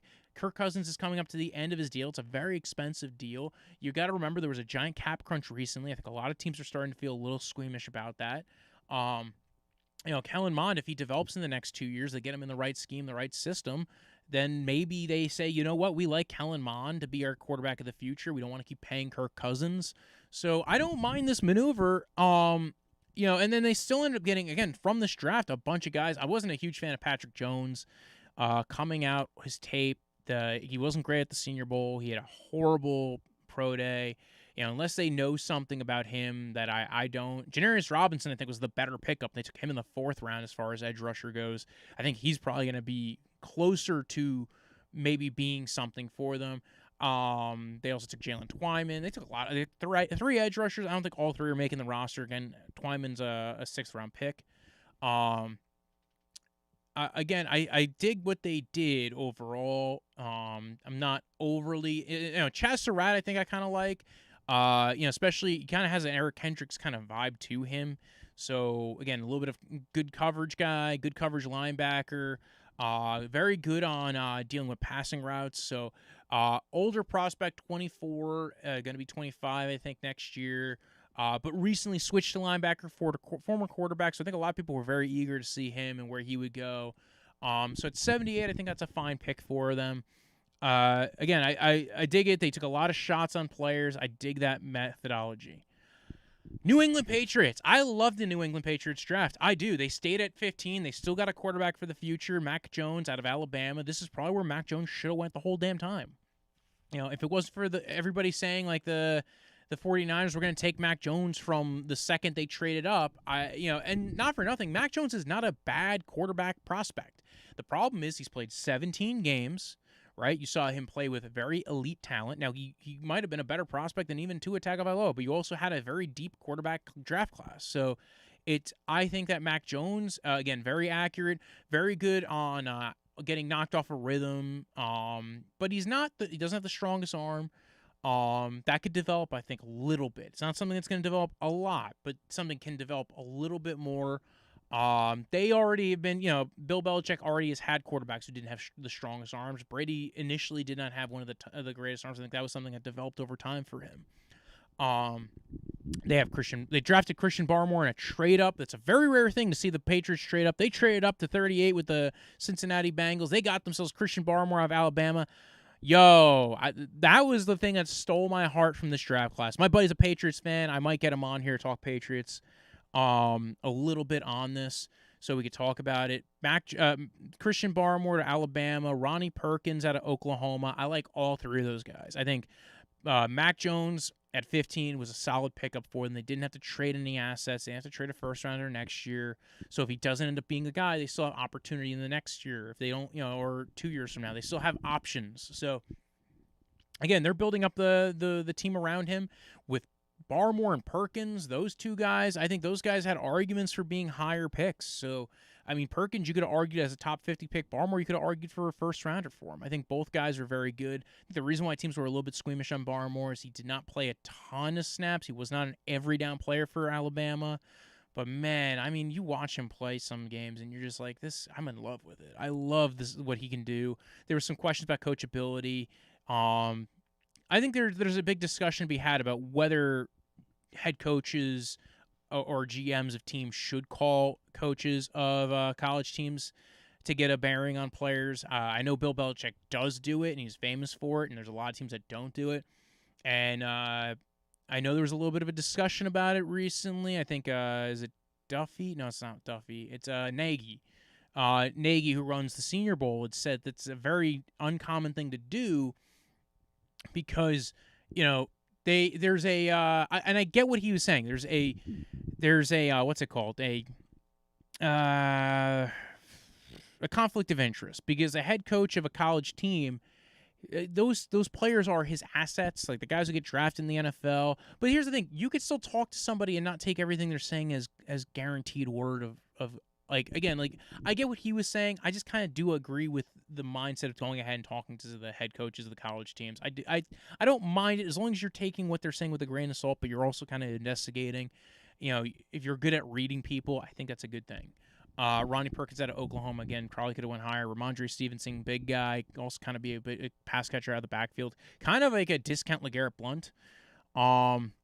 New Orleans Saints had a very intriguing draft, right? They went ahead, they took Peyton Turner out of Houston, Pete Warner of Ohio State, Paulson Adebo out of Stanford. There's a lot of talk about Pete Warner potentially going in the first round. I think that was a little rich, but we will, Peyton Turner I liked. Peyton Turner had A, very good movement skills, B, very good very good hand usage, very good pass rush plan a lot of the time. And again, he can bulldoze you. Again, he's played anywhere from 290 to 270. He can bull rush you. He can, break. He had a good variety of pass rush moves. I actually don't think it's that much of an overdraft in round one. If you said we needed an edge rusher, we're drafting for need, we're taking certain guys. He played this year, so I think some teams might like that. He doesn't have any off-the-field question marks. He didn't have any medical issues like Azeez Ojulari or a couple of other players where you're going like, I don't know if I want to take this guy. This guy has this. He's got a knee. He's got this thing. He's got a head thing. So Peyton Turner, I really liked him. I liked his tape. I think he does have a little bit of a core strength issue when he plays. I think that can get better, especially in NFL. In an NFL weight room. Paulson Adebo in the third round. This was an opt-out guy, but again, third round, you're taking a corner to be the other guy from Marshawn Lattimore. You might be able to scheme to help protect him a little bit. I think he's a fine pick for them. They took Ian Book out of Notre Dame, which I thought was a little bit of an interesting one. Just because I didn't think he was even going to get drafted, or I thought he'd be like a 6th or 7th round pick, but they took him in the 4th. So the New York Giants, I think, got a... first off, they traded back, right? They traded back. They got an extra first rounder from the Chicago Bears. So I kind of dug that move. I like the move. The trade back, getting a couple of extra 4th and 5th rounders, getting a first rounder next year. Dave Gettleman trades back. I know, it was like the big headline. Oh my God, the Giants actually traded back with somebody. Then they pick Kadarius Toney at 20. Lot of mixed reception to Kadarius Toney pick, including like myself. I wasn't quite sure how I felt about it. I think there were wide receivers I would have rather had, Elijah Moore, Rashad Bateman, guys like them, and I think I would have preferred those guys for the Giants even. But Kadarius Toney's not the worst guy in the world. He's not the worst player in the world. He's still relatively new to playing wide receiver. He's 6 feet tall. He was at the Senior Bowl. I think Dave Gettleman values guys who go to the Senior Bowl. He gets to interview them, meet them. Certain teams and schools and places and like things like that, teams value, GMs value. They value the Senior Bowl. We know Dave Gettleman values the Senior Bowl. So they got to meet with Kadarius Toney at the Senior Bowl. They get to know him a little bit. They trade down because they miss out on Devontae Smith, it sounds like. They get a first rounder next year. They take Kadarius Toney, and again, I think there's a little bit of a pushback. Is he strictly a slot receiver, gadget guy? And I think there's an argument to like, okay, could he develop better as an outside guy? He can. think it might be a little bit earlier if you're just saying he's a pure slot guy. I think that's a little worrisome if you're just taking a slot guy at 20. You already have Sterling Shepard. Now, maybe you're saying you might move on from him eventually as a trade prospect or a trade piece future, down the line. I don't mind that idea either. If you're saying he's the eventual replacement for Sterling Shepard, keep in mind Sterling Shepard went in the second round, but he's still I think he was actually a higher second round pick. I might be wrong on that, to be honest. So again, maybe he's your eventual replacement to Sterling Shepard. They did sign Kenny Golladay to a long-term deal. Then they go ahead and they draft Azeez Ojulari. I like Azeez Ojulari a lot, right? He's one of my favorite players in this draft class. He fell because of the knee. I think in their little amoeba defense, I think he could be a lot for them. I liked him a lot. I think they're getting a steal in the second round. Granted, he fell that far because of the knee. It wasn't like there was no reason for them to be worried about it, but still, I get a little nervous. I would get nervous about it, but in the second round, by the way, Dave Gettleman, he loves Georgia guys, right? I think that's a big part of it, that he really does dig Georgia dudes. Then they take Aaron Robinson in the third round. By the way, I think that was also a trade back. One of these was also trade back because they got a third rounder next year. So, I don't know if it was 50 that was the trade back, though. They did get a third rounder next year at a certain point. But they got Azeez Ojulari. They got Aaron Robinson. Very good press man, slot corner. Again, it's going to be a lot of coverage guys, but then they went ahead and took Ellerson Smith in the fourth round, Northern Iowa guy. If you watched the Browns preview episode of Draftvice, our boy Marcus Harvey really highlighted Ellerson Smith as an edge rusher for them potentially to look at on late day 3, early day 4. He was an opt-out, has good length, good pass rush plan. I actually do like Ellerson Smith a bit in that range. So again, you got Azeez Ojulari and Ellerson Smith. There was a big question that they needed edge rushers. My big worry with this team was always like, oh, how are they handling offensive line? And they didn't, and that was kind of a problem for me. But everything else I really liked. I think gaining picks for next year. I even like the Rodarius Williams pick, Greedy Williams' brother. I don't mind the Giants draft. I think some people blew it up because they like the trade down, but they don't like Kadarius Toney. New York Jets, right? This was a big one. We're going to have a big debates on this going on into years because it's a very big Joe Douglas draft, right? So first off, they got rid of Sam Darnold. They go ahead and they draft Zach Wilson. Then they take Elijah Vera Tucker, which they trade up. They trade 2 third-round picks to get up to Elijah Vera Tucker, one of those being 66 overall, the second one being a little bit later, and it was technically a pick swap with the fourth rounder from the Minnesota Vikings. They take Elijah Moore out of Ole Miss. Love Elijah Moore, right? I was saying before, I would have taken him over Kadarius Toney. Because if you're looking for a slot guy who can go ahead and do some game-breaking speed kind of stuff, he's also a better downfield pass catcher. I think he's a better route runner than Kadarius Toney. I think Kadarius Toney has good lateral quickness. I don't think he is a good route runner. Elijah Moore, I think, is a good route runner. And I think he's also got great hands, good contested catch ability. I think he can play on the outside, so we didn't see it a lot. Because, again, you're just trying to get the ball to your best guy. Has a good game-breaking speed. Again, he ran the 4.3s. I loved Elijah Moore. My buddy's a Jets fan who's also an Ole Miss fan. He loved that pick. He texted me. He sent me a tattoo of Elijah Moore now on his chest. Way to go, Harry. We'll show it next time he's on the show. Michael Carter in the fourth round I thought was a great pick for them. And maybe I think that was one of the Vikings picks. So when they swapped back, I think that might have been what the other third rounder was. To just touch back on the Elijah Vera Tucker thing, right? I think I would probably be against trading 2 third-round picks, especially at 66 overall, to go up and get a guard, right? Now, there is an argument for this, right? And I get the argument, which is Elijah Vera Tucker is such a good talent at guard. He's basically in the range of Quentin Nelson, and but we also saw Chris Lindstrom go in the top 17 a couple years ago, and he never really developed. So keep in mind that does happen. But there's a lot of talk about Elijah Vera Tucker having that Zach Martin, Quentin Nelson effect, being a very good guard to the level of you need this guy for your team. He's very good for the scheme. Again, there's been a lot of talk. He's one of the guys. He can reach block noses very well. I do get that. I don't hate that idea. The problem is he's not the only zone blocking guard in this draft class. There are other ones. Wyatt Davis being one. Now maybe teams were a little bit nervous about Wyatt Davis. The question comes down to, would you think you could kick Tevin Jenkins into guard? So I get that. But keep in mind, they could have not traded up and gotten, Tevin Jenkins at 23, 23, or they could have taken Darisaw at 23. Again, those guys are more tackles, but keep in mind they have George Fant playing right tackle for them, so it's not like they couldn't use a tackle. They could have gotten Wyatt Davis, who I mentioned before. You could have drafted Trey Smith a little bit later in the draft. Again, he went in the 6th round. I know teams were worried about their health, but I mean, the Jets made 1, 2, 3, 4, 5, 6, 7, 8, 9, 10, 11, 12 picks, and I think 10 of those were before he went, so it's not like you didn't have options to take the guy. So again, that's another outside zone blocking guard that you could have taken. Maybe you don't feel as comfortable about him and Tevin and him and Wyatt Davis as you do a lot about Xavier Tucker, but you had options. Quinn Miners out of Wisconsin Whitewater went at the end of the 3rd round, so you could have probably had him in the same pick that you would traded the 2nd, 3rd round pick. You could have traded up from your pick in the 3rd round to go ahead and get Creed Humphrey as he was falling to be your center of the future.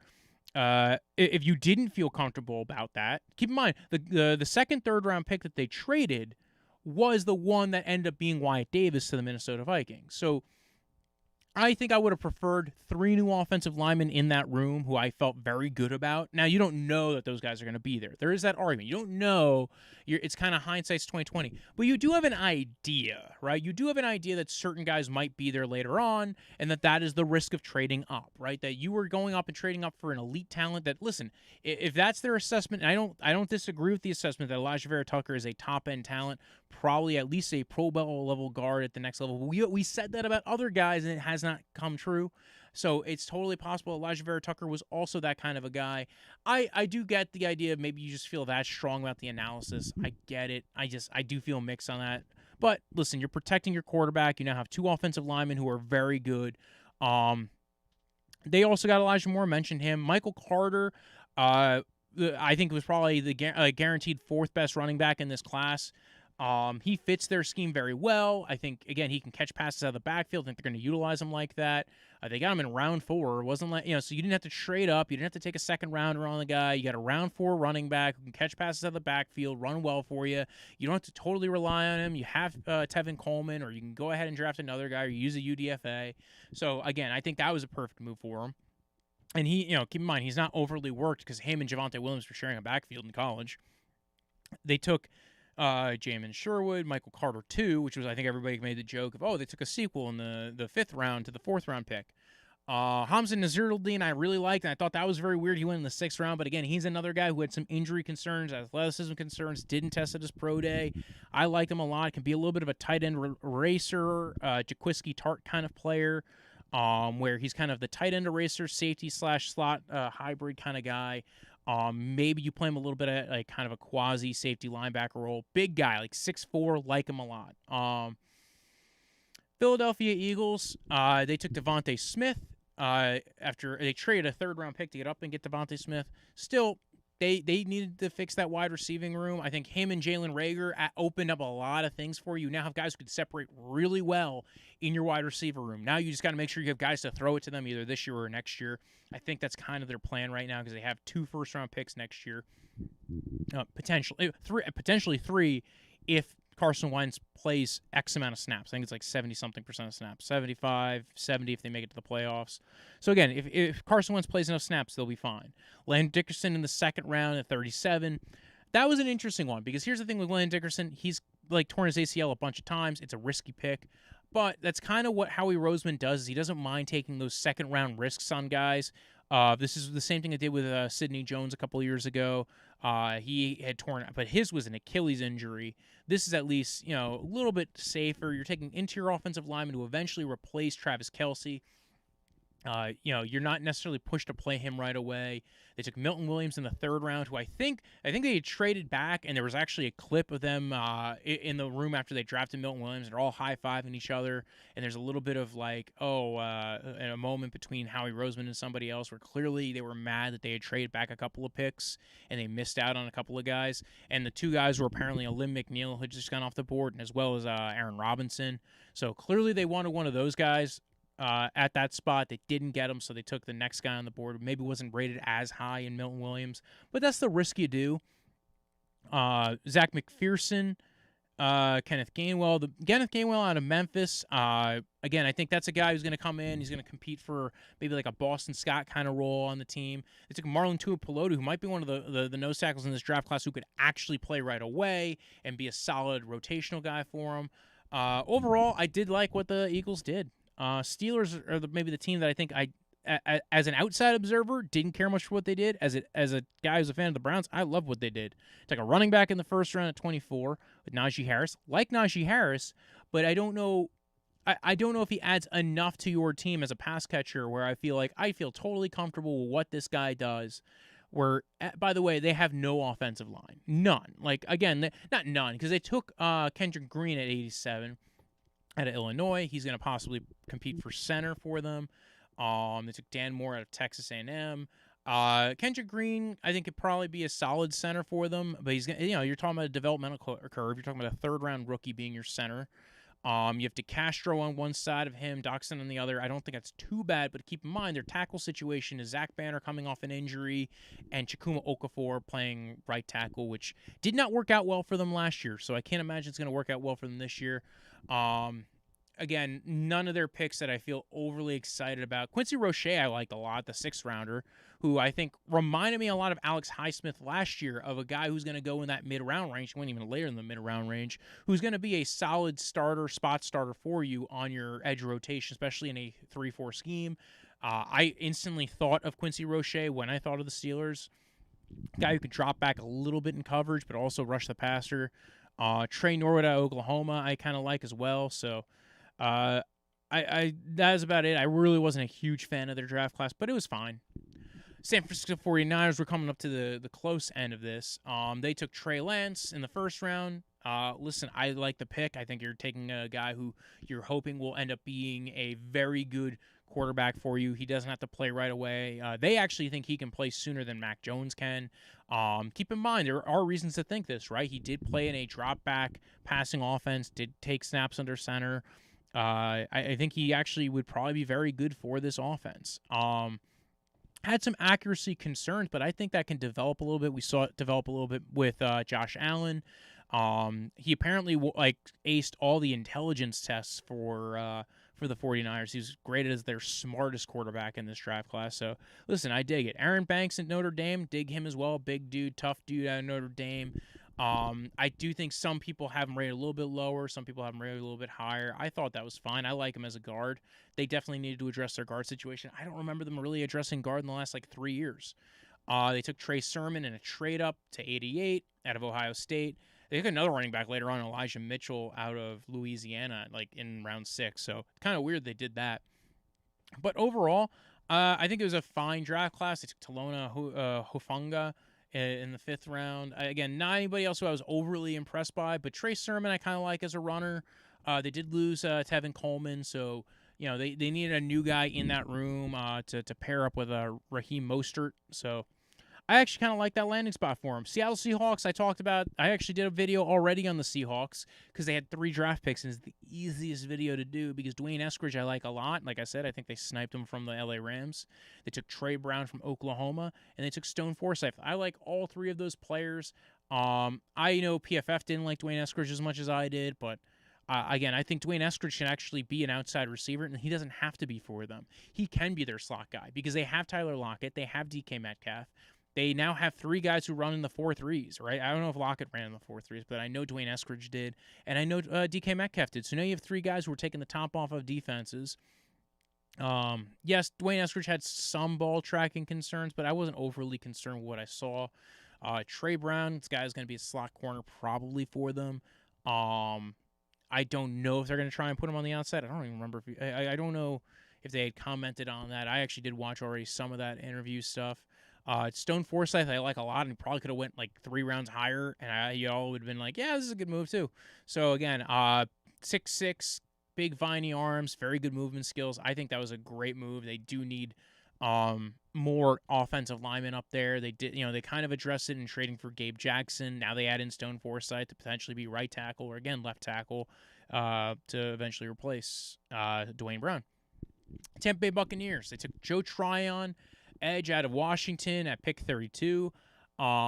This was rumored to be happening, that he was going to go in the first round. It went to the Buccaneers. I was a little bit squeamish on that one, but again, with him, he's kind of more of a developmental guy for them. He's going to be their third edge rusher, so I don't mind it as much. Kind of, and apparently he rebuilt his build and form, so I think he'll be fine for them. Kyle Trask in the second round. Man, of all three quarterbacks who went like day 2, he's the one I like the least, and I get it. They like the drop back passer kind of deal with Bruce Arians, but man, I don't know. I think I would have probably taken Kellen Mond or Davis Mills, one of those two. I think Davis Mills, I think he's got a little bit easier of a time transitioning to the NFL. You could have sat him for a while. If you're going to do that move, I would have did it with Davis Mills or Kellen Mond. Robert Hainsey out of Notre Dame, like that move. He'll probably be, guy competing for a backup guard spot initially, maybe eventually be a replacement for one of their starters. Jalen Darden I liked a lot, wide receiver out of North Texas, guy who a lot more laterally quick than deep speed, but again, ran the 4.4s, just has that very good, smooth breakability. Reminds me of Deontay Johnson when he came out of Toledo playing for the Steelers, with that very good lateral quickness of just he can break it free any which way. Played against lower competition, so you don't really necessarily know that he's really dominating these guys, but in round 4, that's not a bad pick for them. Tennessee Titans, we're coming up close to the end, don't worry. Took Caleb Farley in the first round, injury risk kind of dude. Like we talked about all offseason, back injury concerns. Had 2 back surgeries. Then they took Dylan Radins out of North Dakota State. Family, good friend of Trey Lance's. Again, very athletic dude. Probably could have went higher than this, and I think that there were guys who went ahead of him that probably shouldn't have. So I liked both those picks. Then Caleb Farley, clearly you have the injury risk, but now with what you already have on the roster with Janoris Jenkins, Malcolm Butler, their edge rotation is going to be pretty good already. They did take Rashad Weaver, who might not be on that team for much longer. He had his old thing. And then they took Elijah Molden, a slot cornerback / safety, who I really like. So again, they do this every once in a while where they take the slot cornerback, oversized safety, guys who are less athletic, but they take them 3rd, 4th round, and actually end up developing pretty well for them. Next on the list is, I think actually this is the last one, Washington football team. They take Jamin Davis in the 1st round. Linebacker ran 4.4 speed. Again, played really well against Kyle Pitts. Was a guy who kind of had a late draft stock rise because of the athleticism. Ron Rivera drafts a linebacker. I'm just going to believe him that he knows what he's talking about. He's dealt with a lot of these guys, Thomas Davis, Luke Kuechly. So he's seen a lot of these kind of linebackers before, has had very athletic, very smart linebackers. Now, again, Jamin Davis only had, I think, 1 year of starting tape, so I think that's why some people were a little concerned with him. But when you look at his athleticism, what he did in coverage, I think they like what he has. Round 2, I think they got a steal in Samuel Cosme, more of a developmental tackle guy. But again, one of those guys who tested really well, probably can be very good. You probably got to get his fundamentals fixed a little bit. But again, now he's coming in, he's competing for the left tackle role. I think he could take that pretty easily. After that, they took Benjamin St. Juste from Minnesota, outside corner, big, long dude. I like him a lot. I think now you're adding to your cornerback depth. They lost Ronald Darby last year. They have William Jackson. They could probably play a little bit more press man coverage now. And they took Diami Brown with their 2nd, 3rd round pick. That was a good pickup for them.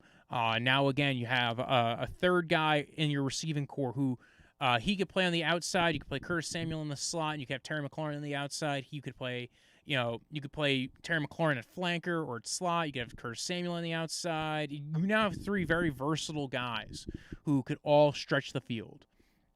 So I dig it. Other than that, Dax Milne out of BYU, I think that was a good, really late round wide receiver pick as well. Guy who had a little bit of size to him, and again caught a lot of balls, winning a lot of 50-50 catches for Zach Wilson. So I think that was a smart move for them. Shaka Toney is kind of a late edge guy they took in the 7th round. I don't even know if he makes the team, but that was it. That was all those picks. I liked this draft. I thought it was fun. I liked a lot of the moves.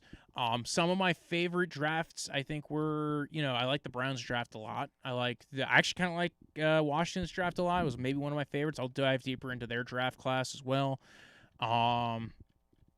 let me know if there's anything that you want specific as far as what you want me to cover.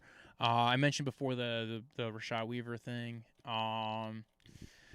I like the Jets draft. Again, the debate about the trade was, I think, a very very important one that people should have a discussion about. I don't think it's an indefensible move. I don't think it's a totally out there move.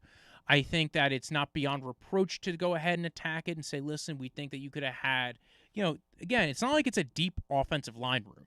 If it was a deep offensive line room and they needed one additional guy to make that O-line better, I'd buy it. But they didn't. They needed more than one guy, and you had options of taking multiple guys who were very good for that exact same role.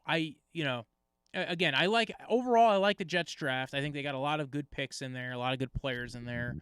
Let's see who else I really liked. New England Patriots. Like I said, I think the Patriots had a very good draft. I like the Bills picks as well.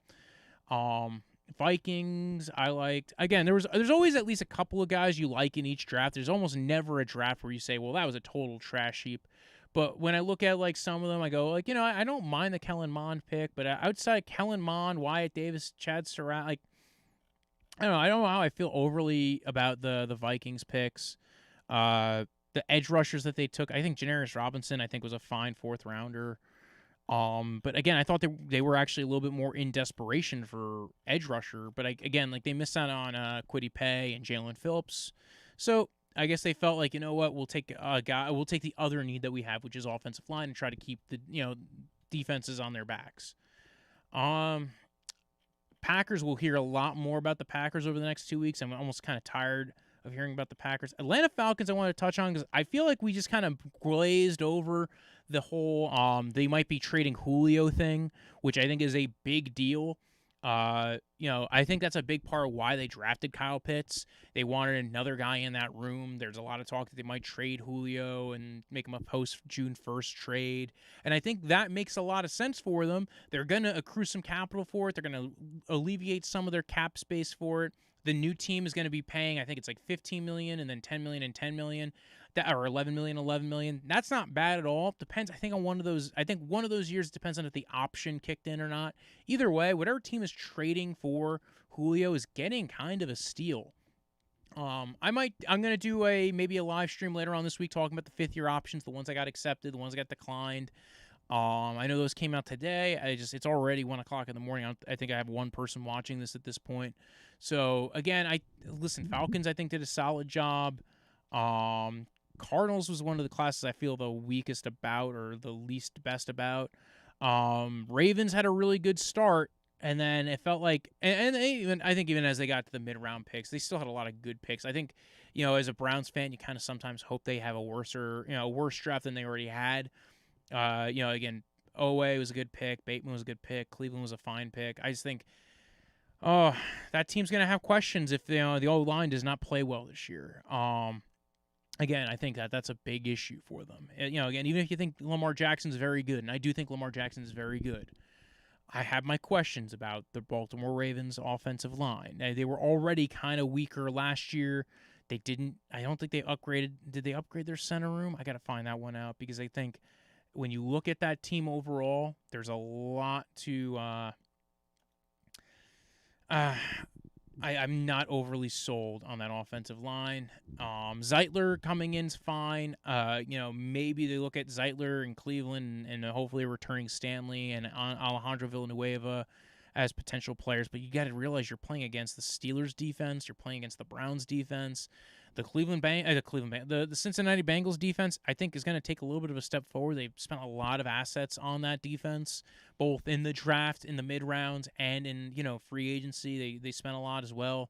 So I think it's going to be an interesting year. I think Watkins wasn't a big blow up player for me. I don't think I was overly eager about where the heck he went. Dobbins and Jackson, man, it's going to be a big thing on them. I would have addressed the offensive line a lot harder and sooner. So, outside of that, thank you for tuning in. It was fun. Like, follow, subscribe, and then we'll be back soon. Take care. Bye-bye now.